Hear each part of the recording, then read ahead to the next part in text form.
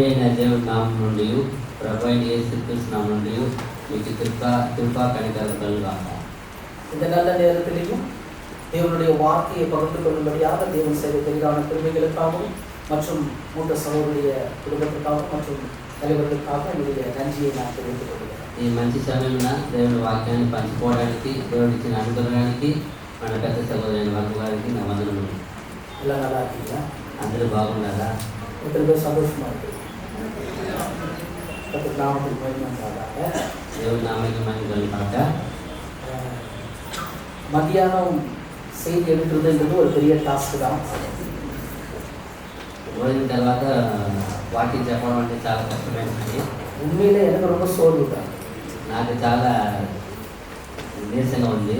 ஆனால் மற்ற சகோதரர்கள் நீங்களா అది చాలా మంది సహోదరులు మీరా అని అడిగాను నేను. அதில் ஒரு சகோதரர் ரொம்ப அருமையாக சொன்னாங்க. దానిలో ఒక సహోదరుడు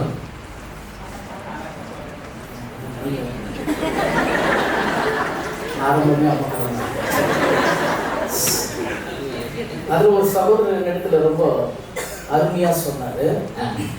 நீங்க தான் செய்தி எடுக்க போறதான்னு கேட்டாரு. దాని ఒక సగం చక్కగా అడిగారు, మీద వాక్యం చెప్తారని. మాతో బెజారైన చూడండి, చాలా జాగ్రత్తగా. அதனால ஓவரால் எல்லாருடைய கருத்து கணிப்பை பார்க்கும்போது అందరూ ఒక ఆలోచన చూసినప్పుడు நிறைய சகோதரர்கள் சொன்னாங்க செய்வது. చాలా సగం చెప్పారు చేయండి అని. ஆகையினால் தேவன் நிச்சயம் நம்மை நடத்துவார். అందువల్ల దేవుడు మమ్మల్ని నడిపిస్తాడు. இந்த நாளை தேவன் நமக்கு கொடுத்திருக்கிறார். ఈ ఒక దినాన్ని దేవుడు మనకి ఇచ్చి ఉన్నాడు. காலையிலிருந்து இது வரைக்கும் கர்த்தர் தெளிவாக நம்மோடு கூட பேசிக் கொண்டிருக்கிறார். ఉదయం నుండి ఇంతవరకు మనతో దేవుడు చాలా చక్కగా వివరంగా మాట్లాడి ఉన్నారు. அது எனக்கு ரொம்ப பிரயோஜனமா இருக்குது. అది నాకు చాలా ప్రయోజనం ఉండింది. உங்களுக்கு பிரயோஜனமா இருக்குதா? మీకు ప్రయోజనం ఉండిందా? கர்த்தர் அப்படியாக இந்த செய்தியை நமக்கு விட்டுக் கொடுப்பாரா? అలాగనే దేవుడి యొక్క వాక్యం కూడా ఆశీర్వదించును కాక. இந்த நாளிலும் கூட உங்கள் மத்தியில் நான் வைக்க இருக்கிற இந்த தலைப்பு, ఈ దినం కూడా మీ మధ్యలో ఉంచిన ఒక హెడ్డింగ్ ఏమంటే மீட்கும் பொருள். అంటే విమోచన క్రయధనము. மீட்கும் பொருளை நீங்க நிறைய பாணியில கேட்டிருப்பீங்க. మీరు చాలాసార్లు విమోచన క్రయధనం చాలా చక్కగా విని ఉంటారు. ஏனென்றால் நம்முடைய மூத்த சகோதரர் மீட்கும் பொருள் நிறைய வால்யூம் எடுத்திருக்கிறாரு. ఎందుకంటే మన పెద్ద సహోదరుని వరకు చాలా సార్లు దాని గురించి వివరంగా ఎత్తి ఉన్నారు. ஆகினால் அந்த மீட்கும் பொருளுக்குரிய காரியத்தை நீங்கள் நன்கு அறிந்தவர்கள் என்பது எனக்கு தெரியும். అందువలన ఆ విమోచన క్రయధనం సబ్జెక్ట్ మీరు బాగా ఎరిగిన వారని నాకు తెలుసు. ஆனால் இன்றைக்கு అయితే ఈరోజు இயேசு கிறிஸ்து மீட்கும் பொருளாய் இருக்கிறார். ప్రభువైన యేసుక్రీస్తు మన విమోచన క్రయధనంగా ఉన్నాడు.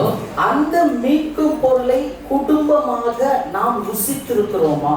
ఆ ఒక విమోచన క్రయధనాన్ని మనం కుటుంబముగా మనం దాన్ని రుచి చూచున్నామా? குடும்பங்களில் நாம் ருசி பார்க்க வேண்டிய மீட்கும் பொருள். మనం కుటుంబముగా వాటిని రుచి చూడవలసిన ప్రాముఖ్యమైన ఒక అంశమే విమోచన క్రయధనము. இந்த தலைப்புக்கு இது அடிப்படையில நான் இன்றைக்கு கொண்டு போக போகிறேன்.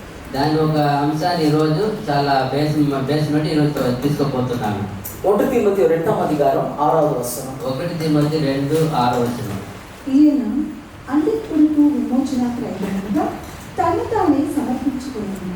దీనిని గూర్చిన సాక్ష్యము యుక్త కాలముల యందు ఇయ్యబడును. எல்லாரையும் மீட்கும் பொருளாக தம்மை ஒப்புக் கொடுத்த மனுஷனாகிய கிறிஸ்து இயேசு அவரே இதற்குரிய சாட்சி ஏற்ற காலங்களில் விளங்கி வருகிறது. இந்த வசனத்தின் கடைசி பகுதியை கூர்ந்து கவனிப்பீர்களேயானால், ఈ యొక్క వాక్యముల చివరి భాగాన్ని మనం జాగ్రత్తగా చూసినట్లయితే இயேசு மீட்கும் பொருள், ఈ యేసు విమోచన క్రయధనము, இதற்குரிய சாட்சி దీని గురించి ఒక సాక్ష్యము ஏற்ற காலங்களில் விளங்கி வருகிறதா. అవసర కాలంలో ఇంత కాలంలో ఇవ్వబడుతుంది. இன்றைக்கு இயேசு கிறிஸ்து இந்த பூமியில வந்து அந்த மீட்பை நமக்கு கொடுத்து நாம் ரட்சிக்கப்பட்டு இங்க அமர்ந்திருக்கிறோம். ఈ ప్రభువైన యేసుక్రీస్తు భూమికి వచ్చి మన కొరకు ఆయన ఒక క్రయధనంగా ఇచ్చి మనల్ని విమోచించినందువల్ల మనం ఇక్కడ కూర్చోగలుగుతున్నాము. கடந்து வந்த ஆண்டுகளை பார்க்கும் பொழுது, గడిచిన కాలంలో మనం చూసినప్పుడు இந்த காலகட்டத்துல కాల సమయంలో இந்த மீட்கும் பொருளை ருசி பார்த்திருக்கிற நம்முடைய வாழ்க்கையில ఈ విమోచన క్రయధనం రుచి చూసిన మన ఒక జీవితంలో நாம் எப்படிப்பட்ட சாட்சியை கொடுக்கிறோம்? మనం ఎలాంటి ఒక సాక్షిగా ఉన్నాం, సాక్షి ఇస్తున్నాం. அதுதான் இன்னைக்கு முக்கியமா பார்க்கணும். అదే ఈరోజు మనం ముఖ్యంగా చూడవలసింది. ஏனென்றால் ఎందుకంటే மீட்பை ருசி பார்க்க வேண்டும். విమోచనాన్ని రుచి చూడవలసింది. ருசி என்பது மிகவும் முக்கியம். రుచి అనేది చాలా ప్రాముఖ్యమైనది. மத்தியான ருசிகள మధ్యాహ్నం రుచిగా அதே ఉండేది. மாதிரி இங்க நம்ம இந்த சத்தியத்தை என்ன பண்ணலாம்? అలాగే ఈ యొక్క సత్యం కూడా మనం ఏం చేయాలా? ருசிக்க வேண்டும். రుచి చూడాలా. ருசி என்பது வேதத்தில் இன்றியமையாத ஒன்று. రుచి అనేది గ్రంథంలో చాలా గొప్ప విషయం. అది வெளிப்படுத்தல் 3ஆம் அதிகாரம் 20வது வசனம். ప్రకటనలు 3:20. నేను తలుపు వద్ద నిలుచుండి తట్టుచున్నాను. ఎవడైనాను నా స్వరము విని తలుపు తీసిన ఎడల నేను అతని యొద్దకు వచ్చి అతనితో నేనును నాతో అతడును భోజనము చేయును. இதோ வாசற்படியிலே நின்று தட்டுகிறேன். ஒருவன் என் சத்தத்தை கேட்டு கதவை திறந்தால் அவனிடத்தில் நான் பிரவேசித்து அவனோடே போஜனம் பண்ணுவேன், அவனும் என்னோடே போஜனம் பண்ணுவான். கர்த்தராகிய இயேசு கிறிஸ்துவை ஏற்றுக்கொண்ட உடனே, ప్రభు అయిన యేసుక్రీస్తును అంగీకరించిన వెంటనే இந்த வசனம் சொல்லுகிறது இயேசு மீட்கும் பொருள். ఈ వచనం చెప్తుంది యేసు విమోచన క్రయధనము. அந்த மீட்பர் நமக்குள்ளாக வந்து என்ன பண்றாராம்? ఆ విమోచన క్రయధనం ఇచ్చే ఆయన మనలో వచ్చి ఏం చేస్తాడంట? భోజనం பண்ணுகிறாராம். ఆయన భోజనం చేస్తాడంట. அப்போ సత్యத்தை, అప్పుడు సత్యాన్ని బలమైన ఆహారం என்றும், బలమైన ఆహారం అని, ஞான பால் என்றும், జ్ఞాన పాలని ஆகாரத்துக்கு ஒப்பிட்டு பேசப்பட்டிருக்கு. దాని అంతా కూడా ఆహారాన్ని పోల్చి మాట్లాడబడి ఉన్నది. ஆகினால் ருசி என்பது நமக்கு மிகவும் அவசியமாய் இருக்கிறது. అందువలన రుచి అనేది మనకు చాలా అవసరమై ఉన్నది. சங்கீதம் 34ஆம் அதிகாரம் 8வது வசனம் சொல்லுகிறது, கர்த்தர் நல்லவர் என்பதை ருசித்து பாருங்கள். కీర్తన 34:7 చెప్తుంది, యెహోవా దయాళుడని రుచి చూసి తెలుసుకొనండి. ஆகினால காலையிலிருந்து நம்ம பார்த்தோம், ఉదయం నుండి మనం చూస్తున్నాము, சிருஷ்டிப்பை குறித்து பார்த்தோம், సృష్టిని గురించి చూసాము, மனிதனுடைய வீழ்ச்சியை குறித்து பார்த்தோம், మనిషి యొక్క పడిపోవట చూస్తున్నాము, விழுந்த மனிதனை தேவன் எப்படி தூக்கி நிறுத்துகிறார் என்பதை இப்பொழுது பார்க்க போகிறோம். పడిపోయిన మనిషిని దేవుడు ఏ రీతిగా నిలబెట్టినట్టు ఇప్పుడు మనం చూడబోతున్నాం. ஆதாமுக்கு தேவன் கொடுத்த மீட்பு, ఆదాముకు దేవుడు ఇచ్చిన విమోచనము, ஆக்சுவலா அது ஒரு குடும்பம் தான். అది ఒక కుటుంబమే. ஆதியாகமத்துல பாத்தீங்கன்னா ஆதாம் ஏவாள் என்கின்ற குடும்பம். ఆది కారణం మనం చూసినట్లయితే ఆదాము అవ్వ అనే కుటుంబం ఉన్నది. வெளிப்படுத்துற విశేషத்துல பாத்தீங்கன்னா மணவாளன் மணவாட்டி என்கின்ற குடும்பம். అలాగే ప్రకటనలో చూసినప్పుడు పెళ్లి కూతురు పెళ్లి కుమారుడు మనం చూడవచ్చు, వధువ వధురాలని. வேதத்தின் ஆரம்பமும் வேதத்தின் முடிவும் குடும்பத்தை சார்ந்திருக்கிறது. గ్రంథములో ప్రారంభమైన ముగింపైన కుటుంబాన్ని గురించే చూచున్నది. ஆகினால் கிறிஸ்தவ குடும்பமா இருக்கிற நம்முடைய வாழ்க்கையில, అందువలన క్రైస్తవుల కుటుంబాలుగా ఉంటున్న మనము இந்த மீட்கும் பொருளை நாம் ருசித்திருக்கிறோமா? అందువల్ల ఈ విమోచన క్రయధనాన్ని మనం రుచి చూచున్నామా? மீட்கும் பொருளை குறித்து நிறைய ஆழமான காரியங்களை நாம் கற்றுக்கொண்டு இருக்கிறோம். విమోచన క్రయధనం నుంచి చాలా లోతైన పాఠాలు మనం నేర్చుకొని ఉన్నాము. இன்றைக்கு நம்முடைய குடும்பத்துல நாம் மீட்பை ருசித்திருக்கிறோமா? ఈ రోజు మన కుటుంబంలో మనం ఈ యొక్క విమోచన రుచి చూచున్నామా? ஒரு 3 விதமான மீட்பை குறித்து உங்கள் மத்தியில நான் வைக்கப்படுகிறேன். ఈ రోజు మీ మధ్యలో 3 విధమైన విమోచన గురించి నేను చూడబోతున్నాను. முதலாவது காரியம், మొదటి కార్యము தீத்து 2ஆம் அதிகாரம் 14வது வசனம். తీతు 2:14.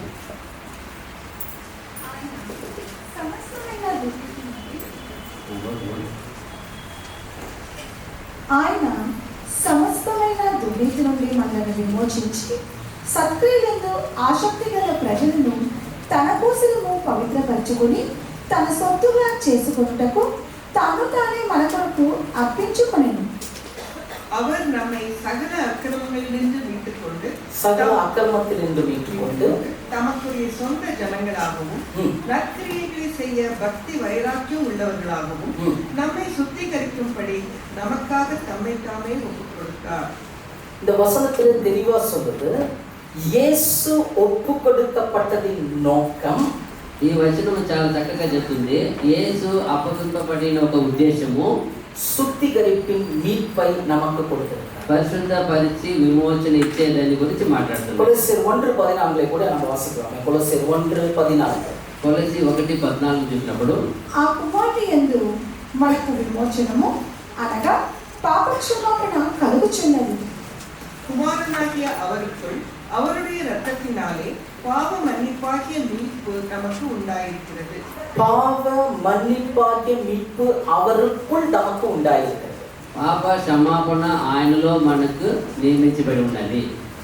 பிதாவாகிய தேவன் தம்முடைய குமாரனை மீட்கும் பொருளாக తండ్రి అయిన దేవుడు తన కుమారుని విమోచన క్రయధనముగా பாவ மன்னிப்பின் மீட்பை நமக்கு கொடுத்திருக்கிறார். పాప క్షమాపణ విమోచన మనకి ఇచ్చి ఉన్నాడు. அதை தான் நான் சுத்திகரிப்பின் மீட்பு என்று சொல்கிறேன். దానిదా మనం శుద్ధీకరణ అని చెప్పబడుతుంది.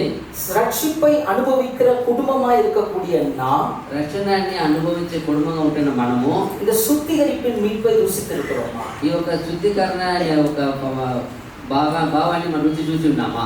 எத்தனை பேர் உங்களுடைய குடும்ப ஜெபத்துல அல்லது உங்களுடைய இரவு நேரத்துல அந்த நாளுக்குள்ளே உங்களுடைய அக்கிரமங்களை பாவங்களை எல்லாம் நீங்க அறிக்கையிட்டு சுத்திகரிச்சு கொள்ளுங்க. ఎంతమంది కుటుంబముగా కూర్చొని ప్రార్థనలో ప్రతిదినం మనం చేసిన తప్పిదాన్ని ఒప్పుకొని మనం శుద్ధీకరణ పొందుతున్నాము.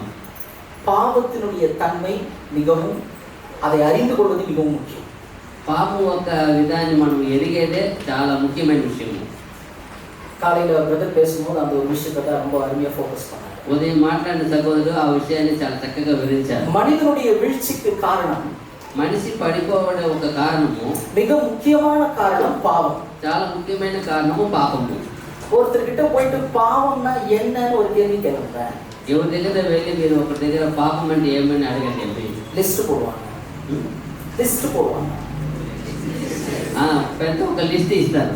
ஆமா, குடிக்கிறது, போதை வஸ்துக்களை பயன்படுத்துறது, வேசித்தனம், మద్యపానము, వేచ, విచారము, மொபைல் பார்க்கறது, ఫోన్ చూసేది, கோபம், சண்டை, இப்படி எல்லாமே ஒரு லிஸ்ட். కోపము, తంట, இதெல்லாம் தானே பாவம். இதெல்லாம் தானே பாவம். ఇదంతా కూడా పాపమే కదా. பாவத்தின் சம்பளம் என்ன? மரணம். இப்போ நம்ம போட்ட இந்த லிஸ்ட் எல்லாமே பாவம். మనం వేసిన ఈ లిస్ట్ అంతా కూడా చాలా ఘోరమైన పాపము. இந்த பாவத்துக்கு தண்டனை என்ன? ఈ పాపానికి దండన ఏమిటి? மரணம். మరణం. ஆதாம் இதெல்லாம் செஞ்சாரா? ఆదం ఇదంతా చేశాడా? செய்யல. அப்போ செய்தது என்ன?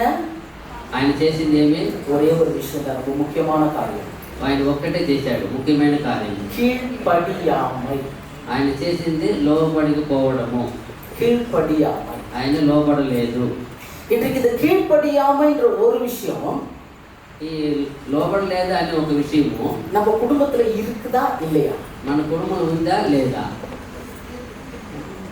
ஆனா అయితే கீழ்ப்படியாமைக்கு தேவன் கொடுக்கிற தண்டனை என்னங்க? అంటే లోబడకపోవడం అనే దానికి దేవుడు ఇచ్చే దండన ఏమిటి? என்ன தண்டனை கொடுத்தாரு? ఏ దండన ఇస్తున్నాడు? இப்போ நம்ம கீழ்ப்படியாமைக்குள்ள இருக்கிறோம்னு ஒத்துக்கிறீங்களா? ఇప్పుడు మనం లోపడుకుని ఉన్నామని మనం ఒప్పుకుంటున్నామా?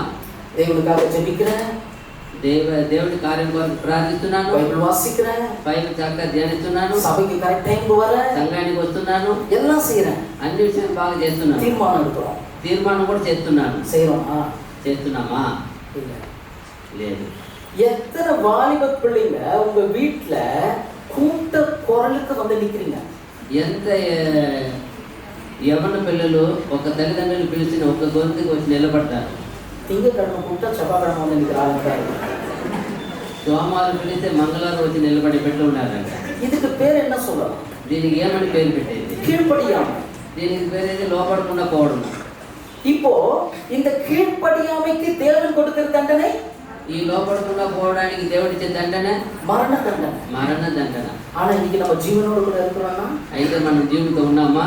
நம்ம ஆண்டவராகிய இயேசு மீட்கும் பொருளாய் நமக்காக మన ప్రభువైన యేసుక్రీస్తు మనకు విమోచనను కలిగించాడు కాబట్టి ஆகினால் கீழ்ப்படியாமையை நம்முடைய வாழ்க்கையிலிருந்து எடுத்து போட முயற்சி செய்யுங்க. అందువల్ల మనలో ఉన్న ఆ లోపడకుండా పోయే తత్వాన్ని మనం తొలగించడానికి మనం ప్రయత్నించాలి. பாவத்தினுடைய தன்மை எப்படிப்பட்டது தெரியுமா? పాపం ఒక విధం ఏ విధమైనది తెలుసా? ஆதியாகமம் 4ஆம் அதிகாரம் 7வது వచనం. ఆదికాండము 4:7 నీవు సత్క్రియ చేసిన ఎడల తలనెత్తుకొనవా, సత్క్రియ చేయని ఎడల వాకిట పాపము పొంచి ఉండును, నీ ఎడల దానికి వాంఛ కలుగును, నీవు దానిని ఎలుదు అనేను. நீ நன்மை செய்தால் மேன்மை இல்லையோ, நீ நன்மை செய்யாதிருந்தால் பாவம் வாசற்படியில் படுத்திருக்கும், அவன் ஆசை உன்னை பற்றி இருக்கும், நீ அவனை ஆண்டு கொள்ளுவாய் என்றார். பாவத்தினுடைய தன்மை இங்க என்ன சொல்றாங்க? పాపం ఒక వివరణ ఏం చెప్తుంది? வாசப்படியில் படுத்திருக்கும். అది వాకిట పొంచి ఉంటుందంట. என்னாகும் 32ஆம் அதிகாரம் 23வது வசனம். సంఖ్యాకాండము 32:23. 32:23 సంఖ్యాకాండం. రెండవ వచనం.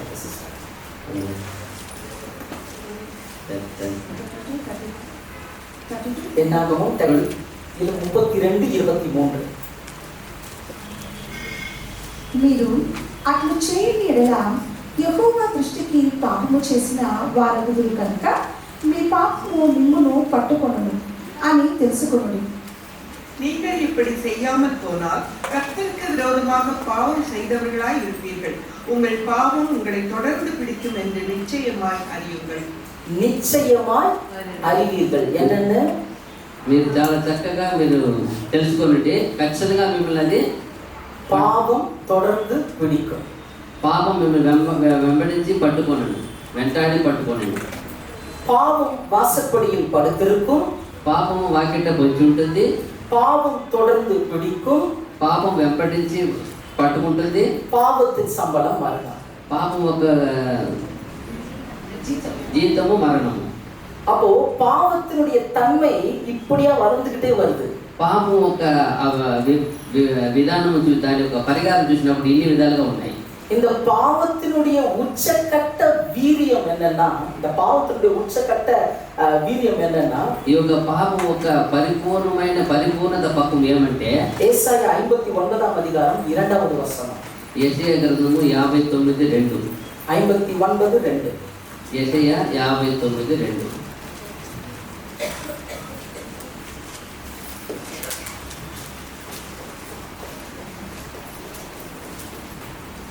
మీ పాపములు ఆయన ముఖమును మీకు మరుగుపరిచెను కనుక ఆయన ఆలకింపకున్నాడు. உங்கள் அக்கிரமங்களே உங்களுக்கும் உங்கள் தேவனுக்கும் நடுவாக பிரிவினை உண்டாக்குகிறது. உங்கள் பாவங்களே அவர் உங்களுக்கு செவி கொடாதபடிக்கு அவருடைய முகத்தை உங்களுக்கு மறைக்கிறது. பாவமும் அக்கிரமும் என்ன செய்யுதுன்னு சொன்னா, పాపము అన్యాయము ఏం చేస్తుందంటే தேவனுடைய முகத்தை மறைக்கிறது. దేవుని ముఖాన్ని మరుగుపరుస్తుంది. அவர் நமக்கு நம்முடைய சத்தத்தை அவர் கேட்காதபடிக்கு செய்கிறது. మనవిని ఆయన వినకుండా చేస్తుంది. ஒரு பிளவு ஏற்படுகிறது. ఆయనకి మనకి మధ్య ఒక అడ్డుగా గోడకు వస్తుంది. புரிந்து கொள்ளுகிற மாதிரி சொல்லணும்னா, మనం అర్థం చేసుకున్నట్టు చెప్పాలంటే நமக்கும் தேவனுக்கும் ஒரு மிகப்பெரிய பிளவை ஏற்படுத்துவது பாவம்.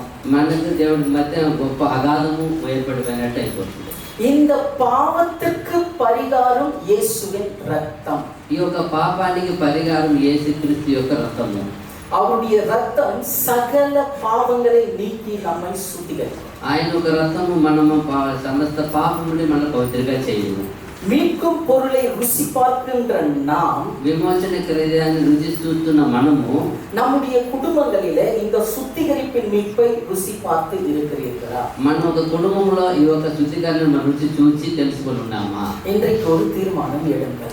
ఈ రోజు ఒక మంచి తీర్మానంతో உங்களுடைய பாவங்களை, உங்களுடைய அக்கிரமங்களை நீங்கள் ஒவ்வொரு நாளும் அறிக்கையிட்டு சுத்திகரித்துக் கொள்ளுங்கள். మీ పాపాన్ని మీ యొక్క శాపాన్ని ప్రతిదినం కూడా ఆయన దగ్గర ఒప్పుగించుకొని మీరు శుద్ధీకరణ పొందండి. இயேசு கிறிஸ்துவினுடைய ரத்தம் நமக்காக சிந்தப்பட்டிருக்கிறது. ఈ ప్రభువైన యేసుక్రీస్తు యొక్క రక్తము మన కొరకు చిందించబడి ఉన్నది. நிறைய கிறிஸ்தவர்களுடைய ஜபங்களும் சரி, காரியங்களும் எப்படி இருக்குன்னா, చాలా మంది క్రైస్తవుల ప్రార్థనలు కానీ వాళ్ళ క్రియలు కానీ ఎట్లుందంటే இப்படி தங்களை தாங்களே சுத்திகரித்துக் கொள்வது கிடையாது. ఇవి ఎలాగో మనల్ని శుద్ధీకరించుకునేది లేదు. பிள்ளைகளுக்கு கற்றுக் கொடுக்கிறது கிடையாது. తన పిల్లలకు నేర్పించేది లేదు. வெளிப்படுத்தின விசேஷம் தெளிவாய் நமக்கு கற்றுக் கொடுக்கிற காரியம் என்னவென்றால், ప్రకటనలో మనకు నేర్పే కార్యం ఏమంటే பரிசுத்தமா இருக்கிறவன் இன்னும் பரிசுத்தமாக. పరిశుద్ధం అయ్యే వాళ్ళు ఇంకనూ పరిశుద్ధం కాని అనేది. பரிசுத்தம் அவசியம். పరిశుద్ధం చాలా అవసరమైనది. பரிசுத்தம் இல்லாமல் தேவனை தரிசிக்க முடியாது. పరిశుద్ధత లేకుండా దేవుని దర్శించట్లేదు. பரிசுத்த அலங்காரத்துடனே நாம் கர்த்தரை தொழுது கொள்ள வேண்டும். పరిశుద్ధ అలంకారంతోనే మనం ప్రభువుని దేవుని మనం ఆరాధించాలి. நம்மை பரிசுத்தமாய் மாற்றுவதற்கு மீட்கும் பொருளாகிய இயேசு அவருடைய ரத்தத்தை கொடுத்து இந்த மீட்பை கொடுத்திருக்கிறார். మనల్ని పరిశుద్ధ పరచడానికి కొరకే ప్రభువుని యేసుక్రీస్తు తన రక్తాన్ని ఇచ్చి ఉన్నాడు. அந்த மீட்பை, பரிசுத்தமாகுதல் என்கின்ற அந்த மீட்பை நம்முடைய வாழ்க்கையிலே நாம் செயல்படுத்துகிறோம். ఆ విమోచన అనే ఒక పవిత్రమైన ఒక విమోచన క్రియను మన జీవితంలో మనం దాన్ని అలవాటు చేసుకుంటున్నామా? இயேசு கிறிஸ்துவுக்கா அவருடைய வருகைக்காக நம்ம ஆயத்தப்படணும். యేసు ప్రభు యొక్క రాకడ కొరకు మనకు సిద్ధపడాలా? அவர் திருடனை போல வருவேன்னு சொல்லிட்டாரு. ఆయన దొంగ వలె వస్తానని చెప్పి ఉన్నాడు. ఒకవేళ நாம் தூங்கி கொண்டிருக்கும் பொழுது, మనము నిద్రపోతున్నామంటే, இயேசு வந்துட்டார், యేసు వచ్చేస్తే சத்தம் கேட்குங்க, அதெல்லாம் சும்மா நீங்க கேட்கலாம். ఎలానా ఆయన స్వరం ఆయన ఒక పూరతో వినపడుతుంది కదా మనకి. ஆனா நீங்கள் எழுந்து கொள்வதற்கு பரிசுத்தமான இருக்கணும். అయితే మీరు లేచిపోవడానికి మీరు పరిశుద్ధంగా ఉంటే కదా. ரெண்டு விஷயத்தை நம்மளால கிரகிக்க முடியாது, நிர்ணயிக்க முடியாது. రెండు విషయాన్ని మనం ఏమాత్రం తీర్మానించుకోలేము. ஒன்று நம்முடைய மரணம், ఒకటి మన మరణము, இன்னொன்று ஆண்டவராகிய இயேசு கிறிஸ்துவுடைய வருகை. ఇంకొకటి యేసు ప్రభు అయిన రాకడ. அவர் சுத்தம் உள்ளவராய் இருக்கிறது போல நம்மையும் நாம் சுத்திகரித்துக் கொள்ள வேண்டும் என்று வேதம் சொல்கிறது. ఆయన పరిశుద్ధంగా ఉన్నట్లు ప్రకారం మనల్ని మనం పరిశుద్ధపరచుకునేది మనకు అవశ్యంగా ఉన్నది. ஆகையால் எனக்கு அருமையானவர்களே, అందువల్ల నా ప్రియమైన సహోదరులారా, பரிசுத்த அலங்காரத்தோடு நாம் தெய்வத்தை தொழுது கொள்வோம். అందువల్ల మన పరిశుద్ధ అలంకారంతోనే మన ప్రభువుని ఆరాధించేవాళ్ళం. மீட்கும் பொருளாகிய இயேசு அவர் மூலமாய் நமக்கு கிடைத்த சுத்திகரிப்பின் மீட்பை நாம் குடும்பமாய் ருசி பார்ப்போம். విమోచన క్రియదినంగా ప్రభు వల్ల పొందిన మన కుటుంబం ద్వారా మన కుటుంబం అంతా కూడా విమోచన రుచి చూడాలా.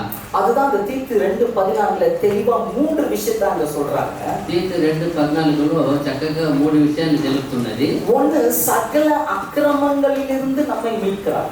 సకల పాపం నుండి మనం విమోచిస్తున్నారంట. இரண்டாவது, அவருடைய சொந்த ஜனமாக நம்மை தெரிந்து கொள்கிறார். ఇంకా ఆయన మన సొంత జనాలుగా మనల్ని ఎన్నుకుంటున్నాడంట. மூன்று, நற்கிரியைகளை செய்ய பக்தி வைராக்கியத்தை நமக்கு கொடுக்கிறார். మంచి క్రియలు చేయడానికే మనకి భక్తి వైరాగ్యం ఇస్తున్నాడు. இந்த 3 காரியத்தையும் நம்முடைய வாழ்க்கையில செயல்படுத்துவதற்கு சுத்திகரிப்பு அவசியம். ఈ 3 కార్యాలు మన జీవితాల్లో అలవాటు చేసుకొని సరి చేయడానికి మనకి శుద్ధీకరణ అనేది చాలా అవసరమై ఉన్నది. శరీరத்துக்கு சுத்தம் தேவைப்படுது இல்லையா? శరీరానికి కూడా శుద్ధి కావాల్సి వస్తుంది కదా. உண்மைதானே? నిజమే కదా. 2 நாள் குளிக்கலன்னா உங்களுக்கு தான் பிரச்சனை. 2 రోజులు స్నానం చేయకపోతే ఏమవుతారు మనం? 2 வாரம் ஆயிடுச்சுன்னா 2 వారాలు అయిపోతే உலகத்துக்கே பிரச்சனை. లోకానికి ప్రాబ్లం జరుగుతుంది. శరీరத்துக்கு அந்த சுத்திகரிப்பு தேவைப்பட்டா, శరీరానికి ఆ శుద్ధీకరణ కావాల్సిన అవసరం ఉన్నట్టయితే நம்முடைய ஆவியில சுத்திகரிப்பு தேவையா? మన ఆత్మీయ శుద్ధీకరణ కావాల్సింది కదా. அது அவசியமா இருக்கிறது. అది చాలా అవసరంగా ఉన్నది కదా. தேவன் சொல்லி இருக்கிறாரு, దేవుడు చెప్పి ఉన్నాడు, நான் பரிசுத்தர் ஆகையால் நீங்களும் பரிசுத்தராய். నేను పరిశుద్ధుడు కనుక మీరు పరిశుద్ధులు ఉండాలని చెప్పున్నారు కదా. நான் ரொம்ப நாள் அந்த வார்த்தையை கொஞ்சம் நிதானிச்சு பார்க்கும்போது நான் அறிந்து கொண்ட ஒரு சத்தியம் என்னன்னா, నేను చాలా రోజులుగా ఆ వాక్యాన్ని నిదానంగా నేను పరిశీలన చూసినప్పుడు నేను తెలుసుకున్న సత్యం ఏమంటే, ஒரு டாக்டர் அப்பா ఒక డాక్టరు తండ్రి அவங்க மகனை என்னதான் ஆக்குவாரு? டாக்டரோட அப்பா, நீங்க டாக்டரா இருக்கீங்க, மகனை என்னவா ஆக்குவாரு? ఒక డాక్టర్ తన కొడుకుని ఏం చేస్తాడు? கண்டிப்பா கொரியர் பாயா ஆக்க மாட்டாரு. ఖచ్చితంగా ఆయన కొరియర్ బాయ్ని చేయడు కదా. டாக்டருடைய ஆசை தன்னுடைய பிள்ளை டாக்டர் ஆக வேண்டும். డాక్టర్ ఆయన తండ్రి అయితే వాళ్ళ కొడుకుని డాక్టర్గానే చేస్తాడు. நம்முடைய தேவன் பரிசுத்தர், మన దేవుడైన యెహోవా పరిశుద్ధుడు. அவருடைய பிள்ளைகளாகிய நாமும் பரிசுத்தமா இருக்கிறோம். ఆయన కుమారులైన కుమార్తె మనం కూడా పరిశుద్ధులుగా ఉండాలి. மீட்கும் பொருளாகிய இயேசு கிறிஸ்து மூலமாகி நமக்கு கிடைத்திருக்கிற முதல் மீட்பு சுத்திகரிப்பின் மீட்பு. విమోచన క్రియ దాని ద్వారా మనకు అనుగ్రహింపబడిన మొదటి పని ఏమంటే శుద్ధీకరణ. நீதிமொழிகள் 28:13 சொல்லுகிறது, సామెతలు 28:13 చెబుతున్నది, தன் பாவங்களை மறைக்கிறவன் வாழ்வடைய மாட்டான். తన పాపాన్ని దాచిపెట్టేవాడు వర్ధిల్లేవాడు. வாழ்வடைய மாட்டான். వర్ధిల్లేవాడండి. அவைகளை அறிக்கை செய்து விட்டு விடுகிறவனோ இரக்கம் பெறுவான். దాన్ని ఒప్పుకొని విడిచిపెట్టేవాడు కనికరం పొందునని చెప్తున్నది. ஆகையினால் ஆதாமை போல நாமும் அக்கிரமத்தின் மீறுதலை ஒளித்து வைக்க வேண்டாம். అందువలన ఆదాం వల్లే మనం కూడా పాపాన్ని వారిని దాచిపెట్టకూడదు. இயேசு கிறிஸ்துவின் ரத்தத்தினாலே நீங்களும் நானும் பரிசுத்தவான்களாக மாறுவோம். యేసుక్రీస్తు రక్తం ద్వారా నేను కూడా పరిశుద్ధులుగా మారుతాం. இன்று முதல், ఈ రోజు మొదలుకొని ஒருவேளை இரவு ஜெபம் ஜெபிக்கிற குடும்பங்களாய் நீங்கள் இருந்தால், ఒకవేళ మీరు రాత్రి ఆరాధన కలుసుకొని ప్రార్థన చేసే కుటుంబం అన్నట్టయితే கர்த்தருக்கு ஸ்தோத்திரம். ప్రభుకు వందనములు. ஒருவேளை இல்லைன்னா ఒకవేళ లేకపోతే நீங்கள் சுத்திகரிக்கும்படி குடும்பமாய் ஜெபிக்க வேண்டும். మీరు శుద్ధికరణ పొందడానికి కుటుంబముగా ప్రార్థన చేయవలసి ఉంటుంది. பரிசுத்தம் அவசியம். పరిశుద్ధత చాలా అవసరమైనది. சுத்திகரிப்பின் மீட்பை குடும்பமாய் நாம் ருசி பார்க்க வேண்டும். శుద్ధీకరణ ఒక విమోచన మనం కుటుంబంగా రుచి చూడాలి. ஆகினால குடும்பமாய் நாம் ருசி பார்க்க வேண்டிய தேவனுடைய மீட்புல முதலாவது பார்த்தோம், కుటుంబముగా మనం రుచి చూడాల్సిన మొదటి కార్యాన్ని మనం చూసాము. சுத்திகரிப்பின் மீட்பு. శుద్ధీకరణ ఒక విమోచన. இரண்டாவது காரியம், రెండో కార్యం எபிரேயர் 2ஆம் அதிகாரம் 14வது வசனம். ఎబ్రీ 2:14. எபிரேயர் 2:14. ఎబ్రీ 2:14. ఏలైనగా ఆయన ఎంత మాత్రమును దేవదూతల స్వభావమును ధరించుకొనక అబ్రహాము సంతాన స్వభావమును ధరించుకొని ఉన్నాడు. ஆதலால் பிள்ளைகள் மாம்சத்தையும் இரத்தத்தையும் உடையவர்களாய் இருக்கிற அவரும் அவர்களைப் போல மாம்சத்தையும் இரத்தத்தையும் உடையவரானார். மரணத்துக்கு அதிகாரியாகிய பிசாசானவனை தமது மரணத்தினாலே அழிக்கும் படிக்கும். இரண்டாவதாக பார்க்கிறோம், రెండవదిగా మనం చూస్తున్నాము சாத்தானின் தந்திரங்களை மேற்கொள்ள செய்த மீட்பு. సాతాను ఒక తంత్రాన్ని ఎదుర్కొని మనం జయించడానికి కావాల్సిన విమోచనము. இந்த மீட்பு மிகவும் அவசியம். ఈ యొక్క విమోచన చాలా అవసరమైనది. காரணம், நம் ஆண்டவராகிய இயேசு கிறிஸ்து இந்த பூமிக்கு வந்ததனுடைய நோக்கத்தை మన ప్రభువైన యేసుక్రీస్తు భూమికి వచ్చిన ఉద్దేశాన్ని 1 யோவான் 3ஆம் அதிகாரம் 8வது வசனத்துல அப்போஸ்தலனாகிய யோவான் தெரிவிக்கிறார். 1 యోహాను 3:8 1 யோவான் 3:8.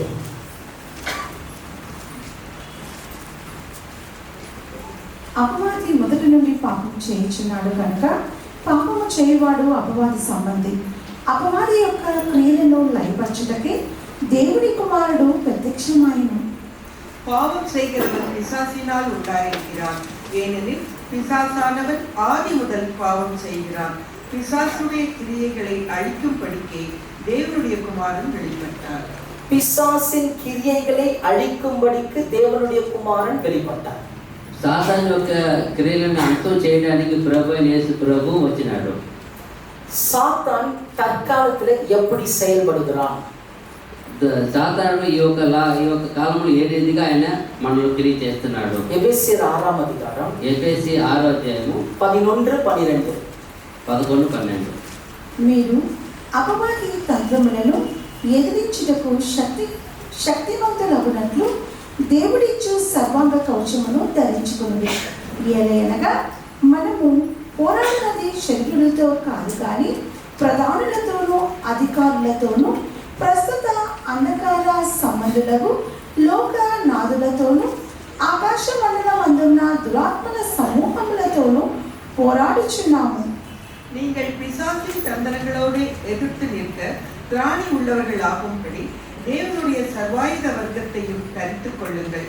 ஏனெனில் மாம்சத்தோடும் இரத்தத்தோடும் அல்ல, துரைத்தனங்களோடும் அதிகாரங்களோடும் இப்பிரபஞ்சத்தின் அந்தகார லோகாதிபதிகளோடும் வான மண்டலங்களில் உள்ள பொல்லாத ஆவிகளின் சேனைகளோடும் நமக்கு போராட்டம் உண்டு. విన్నారా? ரத்தத்தோடு மாம்சத்தோடு போராட்டம் இல்ல, రక్తముతో మాంసంతో కాదంట.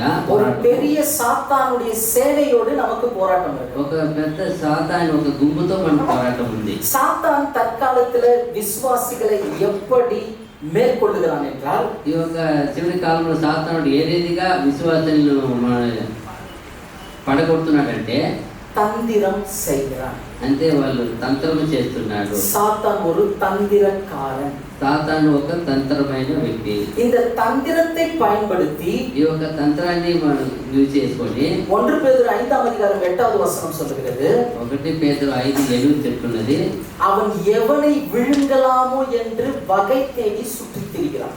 ఎవరిని మింగుదాలని అతను సింహాలే వెంటాడుతున్నాడు. ஆகையினால்தான் சபைக்கு ஒரு மிகப்பெரிய எச்சரிப்பை பவுல் கொடுத்தார். అందువల్లనే పౌలు గారు సంఘానికి ఒక పెద్ద హెచ్చరిక ఇస్తున్నాడు. 2 కొరింథీయుల 2ఆం அதிகாரம் 2 కొరింథీయుల 2వ అధ్యాయము 11వ వచనం. 11వ వచనం. నేనేమైనా క్షమించి ఉంటే సాతాను మనలను మోసపరచకున్నట్లు మీ నిమిత్తము క్రీస్తు సముఖమునందు క్షమించి ఉన్నాను. సాతాను తంత్రములను మనము ఎరగని వారము కాము. சாத்தானாலே நாம் மோசம் போகாதபடிக்கு அப்படி செய்தேன். அவனுடைய தந்திரங்கள் நமக்கு தெரியாதவைகள் அல்லவே. அவனுடைய தந்திரங்கள் நமக்கு தெரியாதவைகள் அல்லவே. అంటే సాతానుకు తంత్రం మనం ఎరగని వారు కామంట. இப்ப கூட நிறைய தந்திரம் பண்ணிடுவான். ఇప్పుడు కూడా చాలా తంత్రం చేస్తున్నాడు. அவன் ஒரு ஆவியை விடுவான். అతను ఒక ఆత్మను పంపుతాడు. அந்த ஆவி பேர் என்ன தெரியுமா? ఆ ఆత్మ పేరేం తెలుసా? பாருங்களேன், నిద్రక్షణ గురించి ఆత్మ. இதனாலதான் நம்ம சத்தியம் தெரிஞ்சது. అందువల్ల మనం సత్యం మాట్లాడుతున్నాం. கர்த்தருக்கு சொல்றோம், அப்ப நிச்சயமா நீங்க நித்திரை செய்ய மாட்டீங்க. అందువల్ల మీరు ప్రభుకు వందనాలు, మీరు నిద్ర చేయరు. தந்திரமா செய்வான். చాలా తంత్రంగా కుర్తిగా చేస్తాడు. ஆமா, சத்தியம் கூட உங்களுக்கு தாளாட்டு மாதிரி. మీరు సత్యం కూడా మీకు ఒక లాలించినట్టు ఉంటుంది. தாளாட்டு மாதிரி கேட்கும். అదే లాలించినట్టు ఉంటుంది. அதுவும் லாஸ்ட் பெஞ்ச் இருக்கு பாருங்க, అతను కూడా లాస్ట్ ரொம்ப ஜாக்கிரதையா இருக்கும். చాలా జాగ్రత్తగా ఉండాల. ஆமா, முந்தினோர் பிந்தினோராயும் பிந்தினோர் முந்தினோராயும் இருங்க. ముందు వచ్చిన వెనకటి వాళ్ళు వెనకటి వాళ్ళు కనకటి వాళ్ళు ముందుగా ఉండాల. அப்போ புரிந்து கொள்ள வேண்டும், சாத்தான் தந்திரங்களை பயன்படுத்துவான்.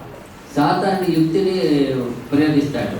ஆமா, வீட்டுல குடும்ப ஜெபம் ஆரம்பிக்கலாம் அப்படின்னு சொல்லி பாருங்க. మీరు కుటుంబంలో ప్రార్థన ప్రారంభించాలనుకోండి, எங்க இருந்து வரும் தெரியாது பிரச்சனை. ఎక్కడికి వస్తే తెలుసు మీ కుటుంబంలో ప్రాబ్లమ్స్. அப்போ நீங்க புரிந்து கொள்ள வேண்டும், అప్పుడు మీరు అర్థం చేసుకోవాలా, இந்த சாத்தானுடைய சேவையை இயேசு சிலுவையில் ஜெயித்திருக்கிறார். ఈ యొక్క సాతాను కుక్తిని ప్రభువుని యేసు ప్రభు శిలువలో జయించున్నాడు. இயேசு மீட்கும் பொருள், యేసు విమోచన క్రియను, அந்த மீட்கும் பொருளை அறிந்தவர்கள் நாம். ఆ ఒక విమోచన క్రియను ఎరిగిన వాళ్ళు మనము. இந்த சாத்தானின் தந்திரங்களை மேற்கொள்ள செய்த மீட்பை அங்கு பயன்படுத்த வேண்டும். అప్పుడు యేసు ప్రభు ఎలా విమోచనాన్ని జయించాడు ఆ రీతిగా మనం కూడా అక్కడ వాటిని వాడాలా. அதனால ஜெபிக்கிறதுக்கு முன்னாடி இன்னொரு ஜெபம் பண்ணுங்க. అందువల్ల ప్రార్థన చేయకముందు ఇంకొక పని కూడా చేయాలి. ஆவிகளை கட்ட கற்றுக்கொள்ளுங்கள். ஆவிகளை கட்ட கற்றுக்கொள்ளுங்கள். ఆత్మలను మీరు కట్టడానికి నేర్చుకోవాలా. இயேசு சொன்னார் இல்லையா, యేసు చెప్పినాడు కదా, பலவானை முந்தி கட்டினாலுடைய బలవంతుని ముందు కట్టని ఎడల வீட்டை கொள்ளையிட முடியாது. ఇల్లుని దోచుకోలేదు కదా. ஆகினாலே இப்படிப்பட்ட காரியங்களுக்கெல்லாம் நாம் தேவன் நமக்கு கொடுத்திருக்கிற மீட்பாகிய இந்த சாத்தானின் தந்திரங்களை மேற்கொள்ளும்படியான மீட்பை பயன்படுத்த வேண்டும். ఇలాంటి కార్యములు మనం చేసే ముందు దుష్టుని ఏ రీతిగా బంధించాలనే విషయాన్ని మనం చక్కగా నేర్చుకోవాలా. புரிதல் தான் ரொம்ப முக்கியம். ఇది అర్థం చేసుకుంటే చాలా చాలా మంచిది. திடீர்னு குடும்பத்துல ஒருத்தர் ரைஸ் ஆகுவாரு, దీన్ని సడన్ గా కుటుంబంలో ఎవరో ఒకరు లేస్తారు. அப்படி எழும்பும்போது தெரிஞ்சுக்கணும், అప్పుడు ఆయన లేచినప్పుడు మనం అర్థం చేసుకోవాలా, ஏதோ ஒண்ணு நடக்குது. ఏదో ఒకటి జరగబోతుంది. சாத்தான் தந்திரத்துக்கு என்ன பண்ணிட்டான், வச்சான். సాతానుడు ఎట్టో లేపేసినాడు ఒక ఆయన్ని. உடனே நம்ம என்ன பண்ணணும், మనం ఏం చేయాలి, వెంటనే தேவன் கொடுத்த மீட்பை దేవుని ఇచ్చిన విమోచనాన్ని பயன்படுத்தணும். వాడాలా.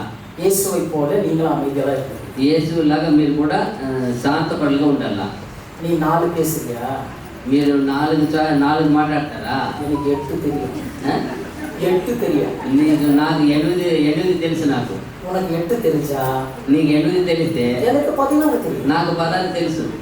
கடைசியில் அங்கே என்ன ஆகுது, చివరికి ఏమవుతుంది, குடும்பத்துல சமாதானம் இல்லை. కుటుంబంలో సమాధానం ఉండదు. நிறைய கிறிஸ்தவ குடும்பம் சபையிலே தேவ தூதர்கள் போல அமர்ந்திருக்காங்க.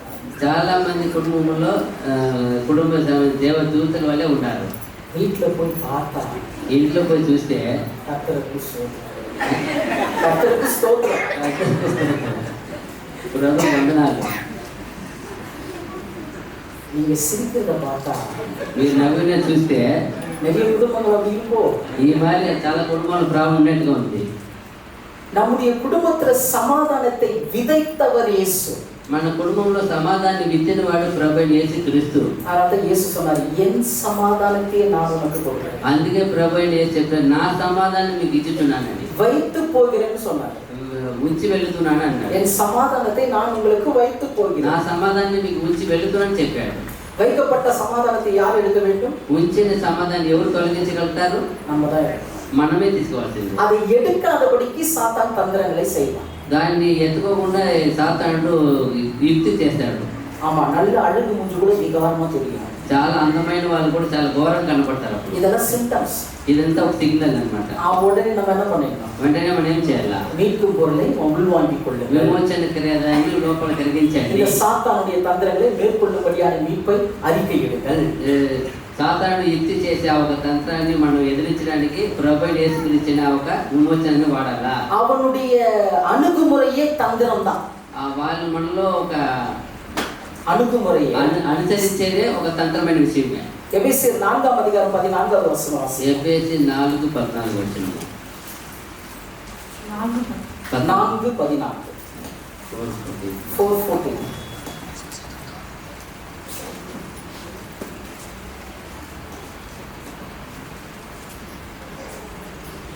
అందువలన మననిక మీదట పసిపిల్లలమై ఉండి మనుష్యులు మయోభయముల చేత వంచనతోనూ తప్పు మార్గమునకు లాభు కుయుక్తితోనూ గాలికి కొట్టుకుని పోవునట్లు కల్పింపబడిన ప్రతి ఉపదేశమునకు ఇటు అటు కొట్టుకుని పోవచ్చు అల్ల చేత ఎగురు కొట్టబడిన వారమైనట్లు ఉండగా நாம் இனி குழந்தைகளாய் இராமல் மனுஷருடைய சூதும் வஞ்சிக்கிறதற்கு ஏதுவான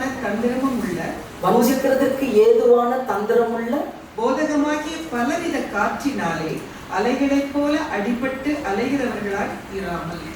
இந்த இடத்துல ஒரு வார்த்தையை நம்ம புரிந்து கவனிக்கணும். ఇక్కడ ఒక మాటను మనం చక్కగా లోతుగా చూడాలా. தந்திரமான போதகம், யுக்தி అయిన ఒక బోధన. இன்றைக்கு நிறைய சத்தியம் தெரிந்த குடும்பங்கள், చాలా మంది సత్యం తెలిసిన కుటుంబంలోనే நம்ம முன்னாடி பார்த்ததெல்லாம் நமக்கு தெரியும். మనం ఇందాక ముందు చూసినట్టంతా మనకు తెలిసిందే. பிரச்சனையை மேற்கொள்ள தெரியும், ప్రాబ్లమ్స్ మనం సాల్వ్ చేయడం తెలుసు. ஒரு பிரச்சனை எழும்புதுன்னா அதை எப்படி அதை ஆஃப் பண்ணணும்னு தெரியும். ఒక సమస్య లేచిందంటే దాన్ని ఎలా ఆపాలని మనకు తెలుసు. ஆனா நிறைய சத்தியம் அறிந்த குடும்பங்கள்ல, అంటే చాలా మంది సత్యం ఎరిగిన కుటుంబంలో சாத்தான் எப்படி தன்னுடைய தந்திரத்தை பயன்படுத்துறான்னா, సాతాను తన యుక్తిని ఎలా అలవాటు చేస్తారంటే தந்திரமான போதகங்கள், తంత్రమైన బోధనలను. சத்தியம் அறிந்த குடும்பங்கள்லயே வெளியில இருந்து ஆட்கள் வராங்க. సత్యం ఎరిగిన కుటుంబంలోనే బయట నుండి వేరే బోధకులు వస్తున్నారు. ஒரு குடும்பம் எனக்கு மிகவும் நெருக்கமான ஒரு குடும்பம். చాలా ఒక కుటుంబం నాకు చాలా సన్నిహితమైన కుటుంబం అది. அவருக்கு நம்முடைய சத்தியத்தை எல்லாம் நம்ம கற்றுக் கொடுத்தோம். మన సత్యాన్ని చాలా చక్కగా ఆయనకి నేర్పించాము. ஒவ்வொரு வாரமும் இங்கு கொடுக்கப்படுகிற செய்தியையும் அவர்கள் பார்க்கிறார்கள். ఇక్కడ ప్రతి వారం ఇవ్వబడుతున్న పెద్ద ద్వారా ఇచ్చే వాక్యం అంతా వింటున్నారు. சமீபத்தில் அவர்கள் கூப்பிட்டுருந்தாங்க. ఈ మధ్య కాలం వెళ్ళి నేను పిలిచినాను. அங்க போகும்போது தான் தெரிஞ்சது அங்க என்ன பிரச்சனை. అక్కడ వెళ్ళినప్పుడు నాకు తెలిసింది అక్కడ ఏదో ఒక సమస్య ఉందని. அவர் ஒரு தொழில் ஆரம்பித்தார். ఆయన ఒక వ్యాపారం మొదలు పెట్టాడు. அந்த தொழில் சரியா நடக்கல. ఆ ఒక వ్యాపారం సరిగా జరగలేదు. உடனே அவர் பார்க்கிறதுக்கு ஒரு வெளியில இருந்து ஒரு போதகர் வந்திருக்கிறார். వెంటనే ఆయన చూడడానికి బయట నుండి ఒక వేరే బోధకుడు వచ్చి ఉన్నాడు. வீட்டுல வந்து ஜெபிக்கணும்னு கேட்டிருக்கிறார். వాళ్ళు వచ్చి లోపల వచ్చి నేను మీ ఇంట్లో ప్రార్థన చేస్తానని అడిగి ఉన్నాడు. ஜெபம் தானே அப்படின்னு விட்டாங்க. ప్రేయర్ దాన్ని చేసుకోండి అని వదిలినాడంట. அவர் ஜெபித்த பிறகு ఆయన ప్రార్థన చేసిన వల్ల தெளிவாக ஒரு காரியத்தை சொன்னாரு. ఒకరు ఒక మాట చెప్పాడు, உங்கள் வீட்டில் మీ ఇంట్లో இருள் இருக்கிறது, చీకటి కమ్మి ఉన్నది, இருட்டு இருக்கு, చీకటి కమ్మి ఉన్నది. இந்த காரியத்தை நீங்க போகணும்னா, ఈ కార్యమును మీరు పోగొట్టాలంటే நீங்கள் ஒரு ஆவிக்குரிய சபைக்கு போக வேண்டும். మీరు ఒక ఆత్మీయమైన సభకు వెళ్ళాలని చెప్పాడు ఆయన. கடைசியில் அவங்களும் போயிட்டாங்க. వెంటనే వాళ్ళు వెంబడి వెళ్ళిపోయినారు. அங்க போய் இன்னொரு தொழில் ஆரம்பிச்சிருக்கிறாங்க. అక్కడ వెళ్ళి ఇంకొక వ్యాపారం మొదలు పెట్టారు. அந்த தொழிலும் போச்சு. అక్కడ ఆ వ్యాపారం కూడా నష్టం అయిపోయింది. அப்புறமா நம்மள கூப்பிடுறாங்க. ఆ తర్వాత మనల్ని పిలుస్తున్నాడు. என்ன பண்ணலாம், ఇప్పుడు మనం ఏం చేయవచ్చు అని. அவர் என்ன சொன்னாரு, ఆయన ఏం చెప్పినాడు, இருட்டு இருக்குதுன்னு சொன்னாரு.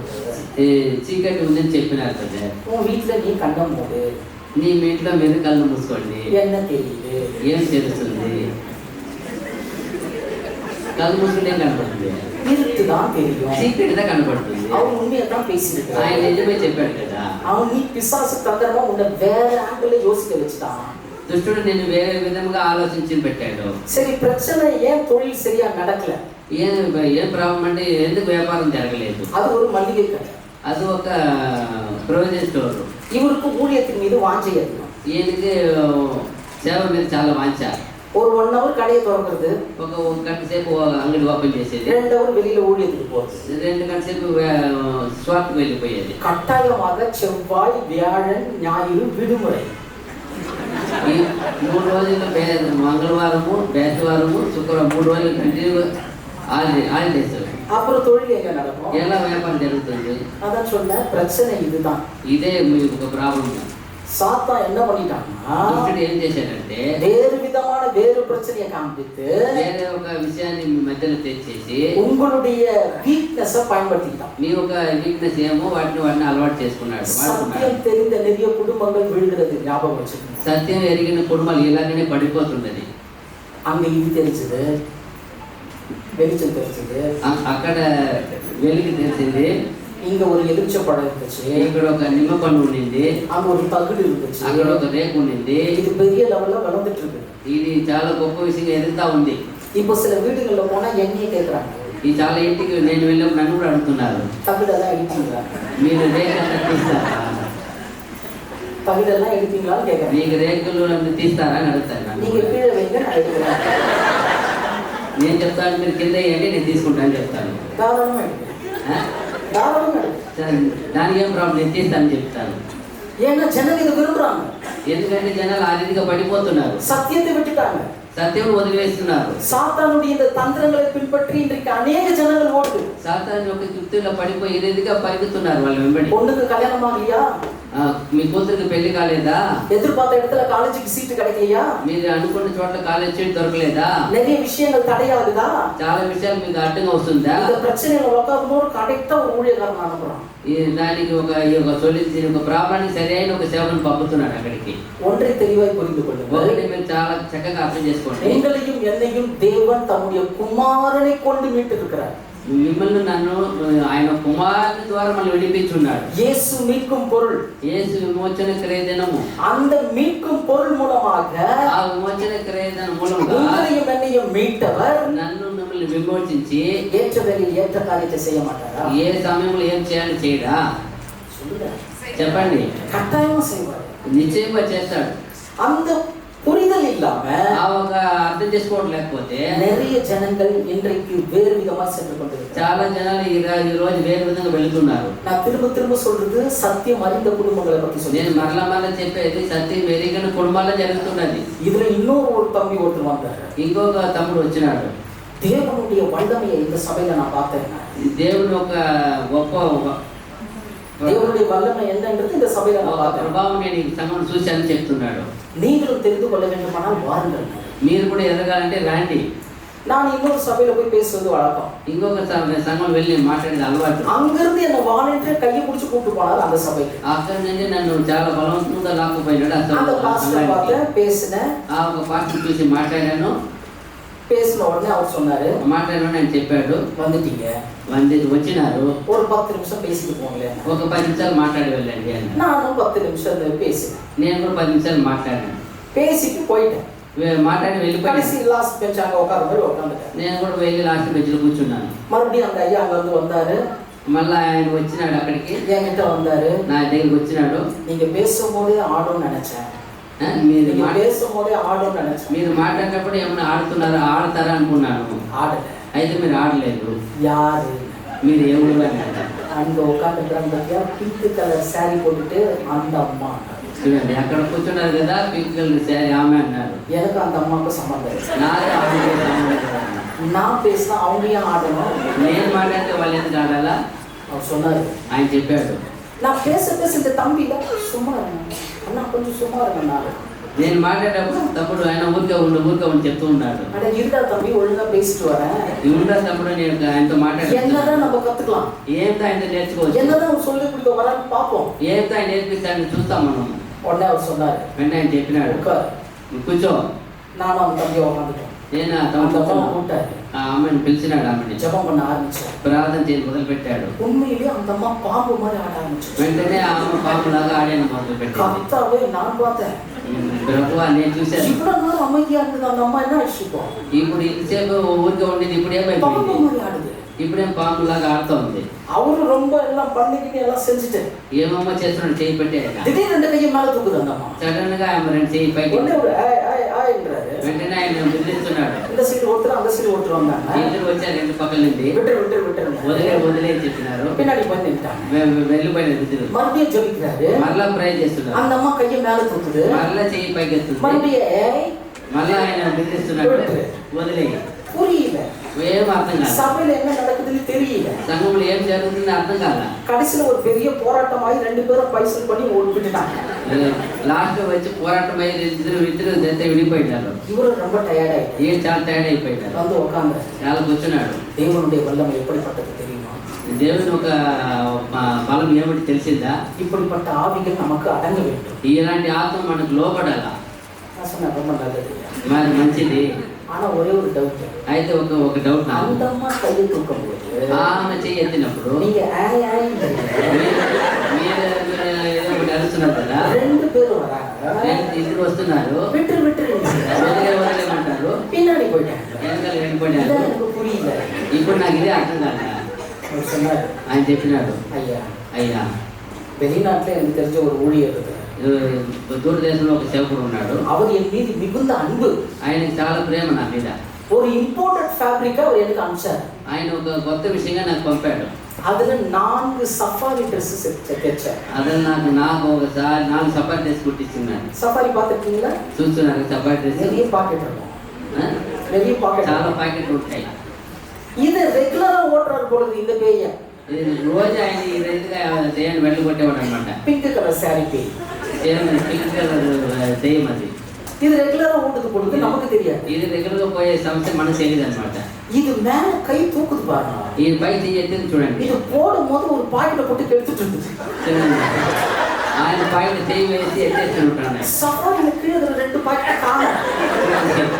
2 ప్యాకెట్లు కనబడలేదు సపరేట్ డ్రెస్. அவரு உஷாராயிட்டு ఆయన హుషారైపోయినాడు. 2 ஆள் போட்டுருக்காரு. ఇద్దరు మంచి వేసినాడు. அது கை தூக்கும் போது ఆయన చేయి ఎత్తినప్పుడు ఆయన ఇద్దరు వచ్చేస్తారు. எதுக்கு? ఎందుకు? அது கையை பிடிச்சு ఆయన చేయి పట్టుకోవడానికి. அப்புறம் அது ஆஃப் ஆயிட்ட பிறகு ఆయన ఆగిపోయినప్పుడు விட்டு వదిలి இதுவா தேவனுடைய வல்லமை? ఇది దేవుడు ఒక మహిమ. இதையே நம்புறாங்க. ఇదే నమ్ముతున్నారే. 300 ஆத்துமாக்கள் அந்த சபையில இருக்குது. 300 మంది ఆత్మల సంఘంలో ఉన్నారు. எங்க போயிட்டு இருக்கு கிறிஸ்தவம்? ఎక్కడ పోతుంది క్రైస్తవులు? ఎక్కడ వెళ్తున్నారు? இன்னைக்கு சத்தியத்துக்கு இடமில்ல சகோதர ఈ சகோதரி. రోజు సత్యం ఎవరు కూడా అర్థం కాలేదు. சத்தியம் வீதியில இருக்குது. సత్యము వీధిలో ఉంది. சத்தம் சபையில இருக்குது. సత్యము సంఘంలో ఉంది. இது எல்லாம் சாத்தானுடைய தந்திரங்கள். ఇదంతా సాతాను ఒక కుర్తి సంఘాలు. தேவனுடைய நாமத்துக்கு மகிமை உண்டாகும். దేవుని నామం మహిమగలు గాక. யாக்கோபு 4ஆம் அதிகாரம் 7வது வசனம் சொல்கிறது. యాకోబు పత్రిక 4వ అధ్యాయం 7వ వచనం చెబుతున్నది. யாக்கோபு 4:7. యాకోబు 4:7. కాబట్టి దేవునికి లోబడి ఉండుడి, అపవాదిని ఎదిరించుడి, అప్పుడు వాడు మీ యొద్ద నుండి పారిపోవును.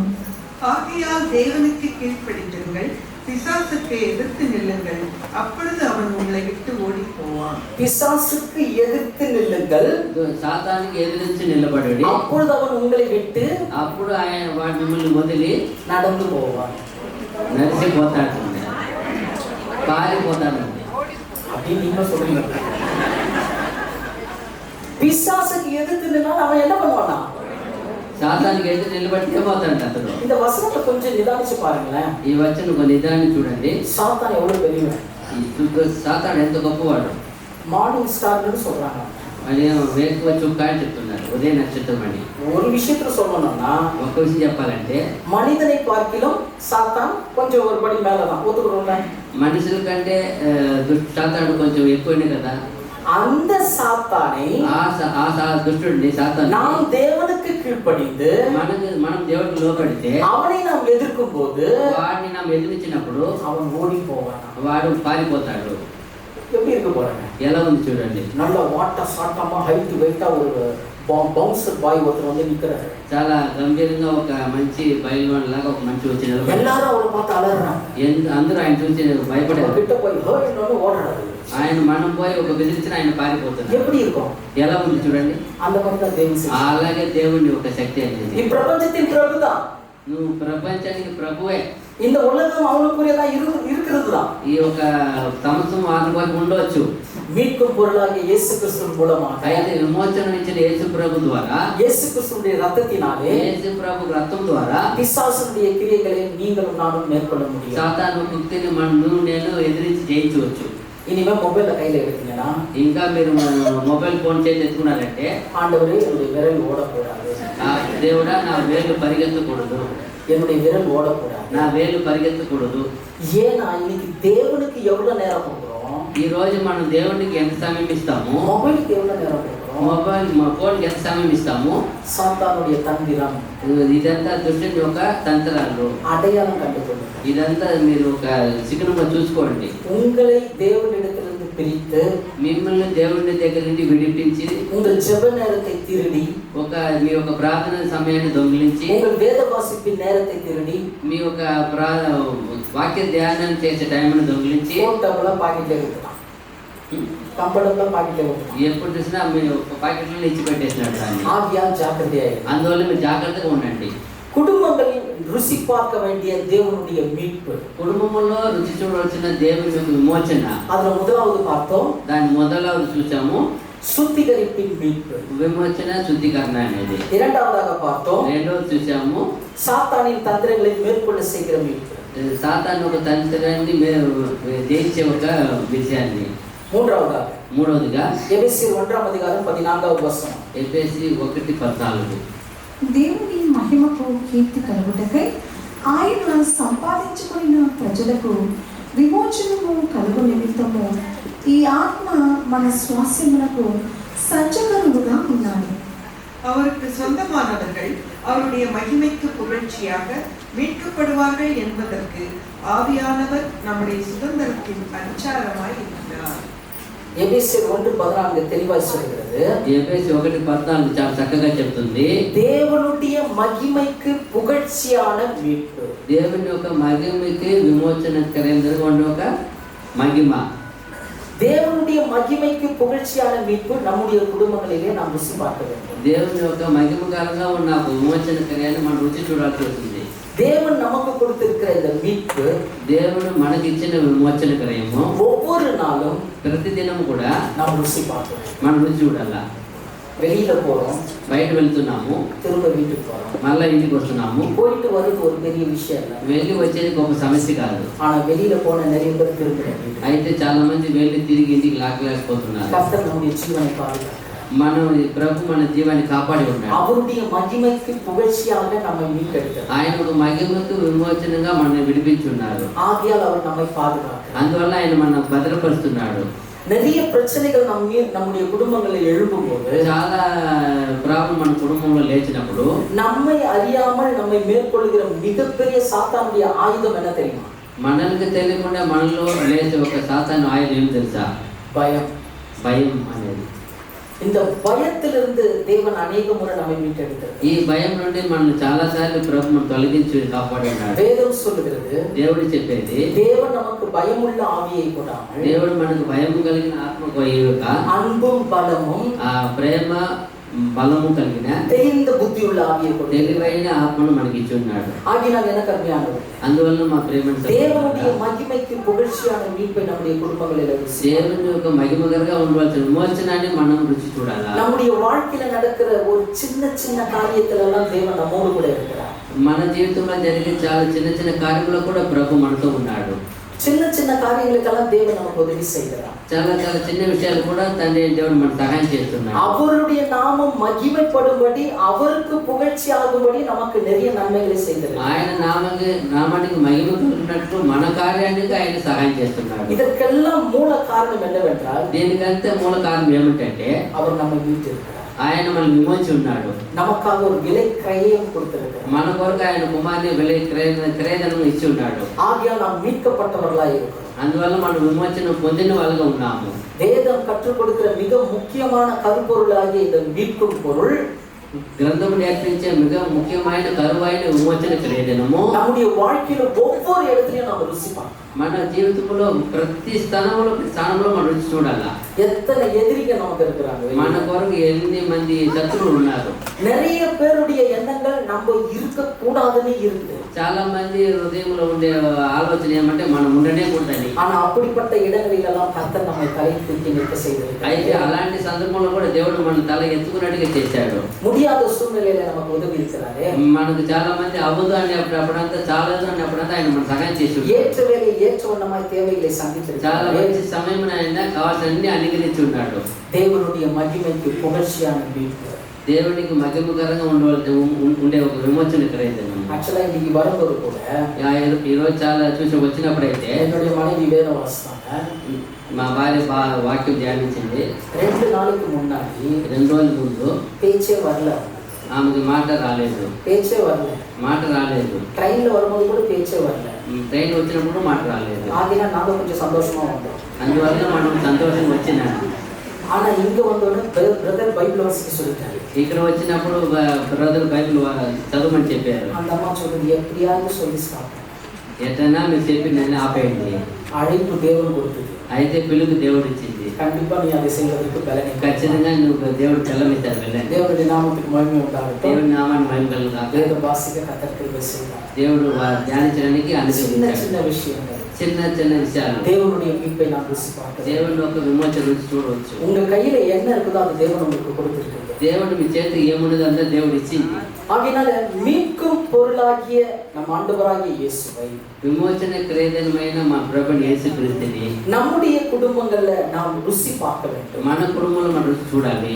சுத்திகரிப்பின் மீட்பாக విమోచన క్రియలంగా విమోచన క్రియదానాన్ని சாத்தானுடைய தந்திரங்களை மேற்கொள்ளும் மீட்பாக సాతాను యుక్తిని ఎదిరించి జయించే ఒక విమోచనగా தேவனுடைய மகிமைக்கு புகழ்ச்சியாக தேவன் ஒவ்வொரு நாளும் நம்முடைய வாழ்க்கையில் செய்கிற நன்மைகள் దేవుని ఒక మహిమకరమైన ఆయన ఒక మహిమ కొరకు మనం ఒక విమోచన కొరకు మనం చేయాలా. நீங்களும் நானும் மீட்கப்பட்டவர்கள். నీవు నేను విమోచించబడిన వారము. இந்த விலமதிக்க முடியாத மீட்பை நாம் இலவசமாய் பெற்றிருக்கிறோம். ఈ ఒక వెళ్ళకట్టలేని ఒక విమోచన మనం పొంది ఉన్నాము. தேவன் அதை நமக்கு இலவசமாய் கொடுத்திருக்கிறார். మనకు దేవుడు మనకు ఉచితంగా ఇచ్చి ఉన్నాడు. ஆகையால் மீட்கும் பொருளை நம்முடைய குடும்பங்களிலே நாம் ருசி பார்ப்போம். అందువల్ల విమోచన క్రియదాన్ని మన కూడా మనం చూడాలి. கர்த்தர் தாமே இந்த வார்த்தைகளை ஆசீர்வதிப்பார். ప్రభువైన